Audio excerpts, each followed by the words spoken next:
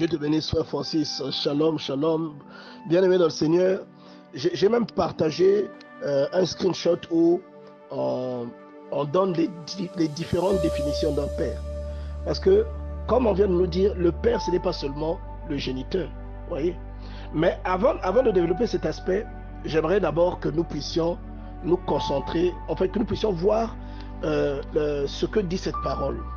Alors, on a Proverbe chapitre 20, verset 20, qui dit, si quelqu'un maudit son père et sa mère, sa lampe s'éteindra au milieu des ténèbres. Et on a aussi Éphésiens chapitre 6, verset 2, qui dit, honore ton père et ta mère, c'est le premier commandement avec une promesse. Pourquoi est-ce que Dieu tient tant à ce que nous honorions notre père et notre mère? Simplement parce que notre père et notre mère, par un processus divin, un processus humain, j'allais dire, mais qui est le reflet d'un processus divin, nous a introduits dans ce monde. Vous voyez, notre père et notre mère, je dis nous a, pas nous en, parce que je parle d'eux au singulier. Ils sont deux, mais je parle d'eux au singulier. Pourquoi? Parce que notre père et notre mère, en réalité, sont une seule personne. Physiquement, nous avons deux entités, mais spirituellement, il y a une seule entité. Et la Bible dit que l'homme quittera son père et sa mère et s'attachera à sa femme, et tous deux deviendront une seule chair. Vous voyez, c'est ce mystère-là déjà qu'il faut comprendre.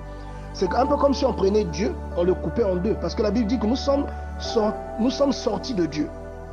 Et c'est comme si donc il y a le masculin et le féminin en Dieu, puisque nous sommes ses enfants.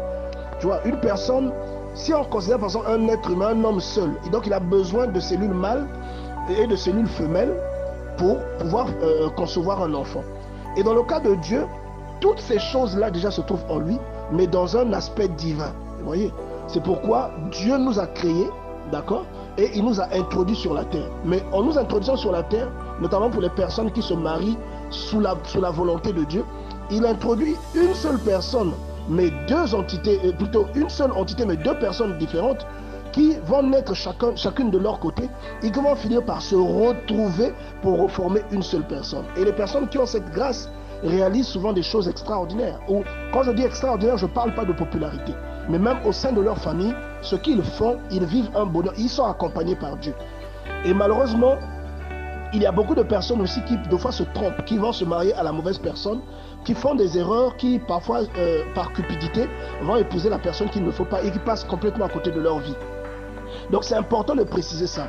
Et donc le pouvoir divin qui fait que Dieu crée l'homme, c'est le même pouvoir qui se trouve en toi et moi et ce pouvoir-là n'est pas complet tant que l'homme et la femme ne sont pas unis. Vous voyez? Donc il faut que l'homme et la femme deviennent un pour créer un être humain. Et quand on dit deviennent un là, normalement, du point de vue de Dieu, devenir un là, c'est spirituel. C'est-à-dire avant que ce soit sexuel, c'est d'abord spirituel. Vous voyez? C'est d'abord par amour et spirituellement. Mais on peut prendre ça aussi au sens figuré. On dit que même des personnes qui ne s'aiment pas peuvent avoir des relations sexuelles. Si la femme est dans sa période féconde, la femme va donner un enfant. Elle va mettre au monde un enfant. Elle va mettre au monde un enfant. Vous voyez? Et donc, vous voyez que pour mettre au monde, même les non-croyants, ils ont besoin de se mettre à deux.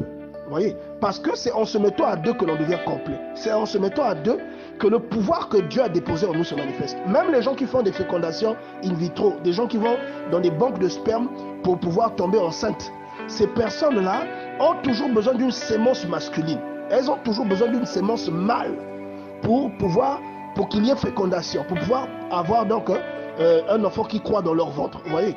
Et le seul moyen de procréer, c'est de mélanger les deux cellules, c'est-à-dire la cellule mâle et la cellule femelle. Pourquoi? Parce que la cellule mâle et la cellule femelle, en fait, l'homme et la femme ne sont complets que lorsqu'ils sont un. Vous voyez? Donc il y a toute une chose cachée dans cette parole qui peut être décortiquée pendant des heures et des heures. Donc Dieu dit que l'homme quittera son père et sa mère et s'attachera à sa femme, et les deux deviendront une seule personne.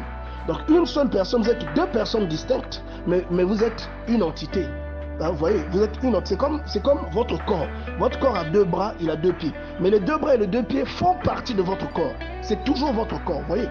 Donc, mais pourtant, un bras peut faire une chose, un autre bras peut faire une chose. C'est comme vous et votre mari. Vous pouvez faire une chose, votre mari peut faire une autre chose. Mais vous êtes une entité reliée par un corps, par le tronc.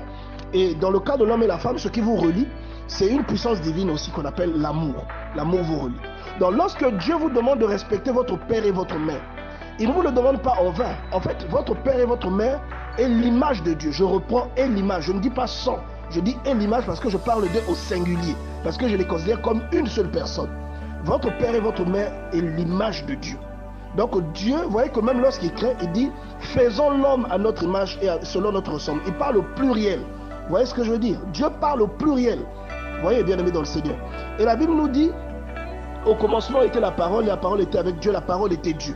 On parle d'une seule chose, mais on dit que la chose-là était avec Dieu, mais on dit que la chose-là aussi était Dieu. On parle d'une entité qui était avec Dieu. Donc c'est comme si on a maintenant deux. On dit qu'elle était Dieu, donc c'est une seule chose encore. Donc vous voyez qu'il y a là-dedans, il y a aussi quelque chose qu'il faut ressortir. Vous voyez? Donc quand Dieu vous dit de respecter votre père et votre mère, une personne qui ne respecte pas son père et sa mère, quel que soit son degré de foi, elle ne peut pas être bénie par Dieu. Vous voyez? Une personne qui ne respecte pas son père et sa mère ne peut pas prétendre respecter Dieu parce qu'elle ne voit pas Dieu. Elle peut avoir des visions, mais elle n'a pas un échange avec Dieu comme l'échange ou comme le frottement qu'elle peut avoir avec son père et sa mère. Donc si tu ne respectes pas ton père et ta mère que tu vois, qui t'ont donné la vie, que tu côtoies, tu peux prétendre respecter Dieu, mais c'est une fausseté. C'est ce que cette parole te dit. Il dit honore ton père et ta mère afin que tes jours soient multipliés sur cette terre. Donc si tu respectes ton père, en fait ton père et ta mère ont un pouvoir divin. Vous voyez, c'est un pouvoir divin. Ils ont pouvoir de vie et de mort sur toi. Vous voyez, quoique c'est Dieu qui détient ce pouvoir. Mais ce sont si toi tu es un mauvais enfant, comme il est écrit dans la Bible, que si un enfant n'écoute pas ses parents et que s'il est maudit, il doit être mis à mort. Vous voyez, là, ce n'est plus parce que c'est tes parents, c'est Dieu qui a statué. Donc ils ont un pouvoir, ils peuvent ouvrir dans ta vie et fermer dans ta vie. Il y a des personnes qui n'ont jamais réussi à trouver du travail parce qu'un jour ils se sont disputés avec leur père ou avec leur mère. Il y a des gens qui ont tapé leur mère, il y a des gens qui ont tapé leur père. Et ils savent ce que leur vie est devenue. Vous voyez? Pourtant c'est des êtres humains. Vous pouvez taper n'importe qui dans la rue. Vous pouvez taper votre frère. Mais tapez votre mère, tapez votre frère, vous verrez ce que deviendra votre vie. Vos poches seront trouées, le ciel au-dessus de vous, comme il est écrit dans Lévitique chapitre 15. Le ciel au-dessus de vous sera de fer. Vous savez, le ciel ne sera pas comme le ciel là, ça sera du béton, ça sera du cuivre au-dessus de vous. Le sol sera du béton. Vous allez planter, vous n'allez jamais recueillir. Vous voyez? Parce que le père et la mère, c'est l'image de Dieu. Donc tu ne peux pas traiter ton père de sorcier. Il y en a qui traitent leur père de sorcier, à tort ou à raison. Si votre père c'est un sorcier, c'est à Dieu de le juger, ce n'est pas à vous. Vous n'avez pas le droit d'offenser votre père, parce que même s'il ne vous le dit pas, si ce que vous lui dites lui fait mal, un malheur peut s'abattre dans votre vie. Vous voyez? Si c'est un sorcier, pourquoi il ne vous a pas bouffé? Pourquoi vous êtes toujours en vie? Ça veut dire que quelque part Dieu vous protège. D'accord? Donc laissez ça à Dieu. Continuez à jouer votre rôle d'enfant. Continuez à jouer parce que Dieu ne peut pas aller à l'encontre de sa propre parole. Dieu a dit honore ton père et ta mère. Mais si tu viens prendre ton père, tu dis sorcier, c'est toi qui me maudis. Dieu ne peut pas aller à l'encontre et prendre ta défense. En disant ça, toi-même tu ouvres le bouclier que Dieu a mis devant toi pour que le malheur puisse s'abattre sur toi. Voyez? Et ce n'est pas systématique. Ça peut être systématique chez certains, mais pas chez d'autres. Ce n'est pas automatique. Voyez? Donc, bien-aimés dans le Seigneur, je vous en conjure, cette parole qui vous dit honore ton père et ta mère, parce que le père et la mère, c'est l'image de Dieu. C'est le symbole, la représentation de Dieu. Voyez? Si tu ne les honores pas, tu ne peux pas honorer Dieu ou tu ne peux pas prétendre honorer Dieu. Celui qui craint Dieu respectera son père et sa mère. Et celui qui traite bien ses parents, qui tremble pour eux, qui prend soin d'eux, qui ne leur fait pas de peine, même s'il ne dit pas qu'il aime Dieu, Dieu sait qu'il l'aime déjà, même s'il ne l'a jamais vu. Parce que le symbole vivant que Dieu a placé devant eux est respecté. C'est-à-dire qu'il respecte ce symbole, vous voyez, et il honore ce symbole. Maintenant, passons à la deuxième partie. Nous avons beaucoup de types de pères. Il y a le père géniteur qui nous a mis au monde, qui nous a donné la vie.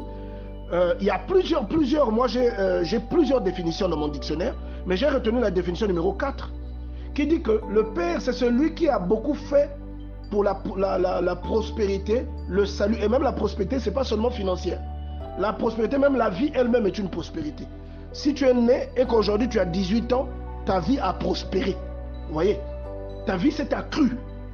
Et il dit pour le salut, pour le bonheur d'un peuple ou d'une classe nombreuse de personnes qui agit envers ceux dont il prend soin comme un père agirait envers ses enfants.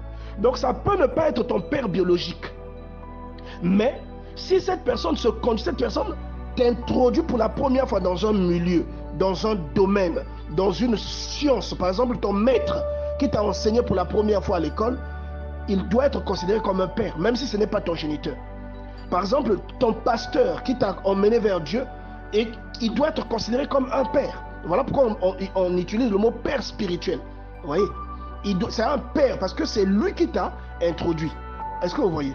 Et voilà pourquoi on dit, quand on dit honore ton père et ta mère, tout ça, ça rentre en compte. Et tu dois, le fait d'honorer ton père, ce n'est pas seulement ton père biologique, mais dans tous les domaines de ta vie, toute personne qui normalement peut être considérée comme un père, toute personne qui t'a introduit, qui a pris soin de toi, que ce soit une femme ou un homme, cette personne est considérée comme un père. Pas un père en tant que garçon, en tant que mâle, mais un père en tant que symbole paternel, en tant que figure paternelle. Vous voyez? Et cela peut, par exemple, si on prend Josué, comme c'est Moïse qui l'a formé, Moïse peut être considéré comme le père de Josué. Pourtant, ce n'est pas son père biologique. Ou c'est comme Élie. Élie peut être considéré comme le père d'Élisée, mais pourtant Élisée avait son père et sa mère. Il dit à Élie, laisse-moi embrasser mon père et ma mère. Vous voyez? Donc, mais Élie va être considéré comme son père parce que c'est lui qui l'a introduit dans un domaine spécifique. Donc même, il y a certaines personnes qui ne savent pas, ils respectent leur père et leur mère, mais ils manquent du respect à quelqu'un qui a joué un grand rôle dans leur vie. Ils ne savent pas parfois que leur malheur vient de là, leur blocage vient de là. Cela peut être ton oncle, comme on nous l'a dit tout à l'heure. Cela peut être le frère de ton père, la soeur de ta mère. Mais ça peut aussi être quelqu'un qui n'est pas de ta famille, mais qui a joué un rôle dans ta vie et que Dieu considère comme un père dans ta vie, dans un certain domaine. Vous voyez, bien aimé dans le Seigneur.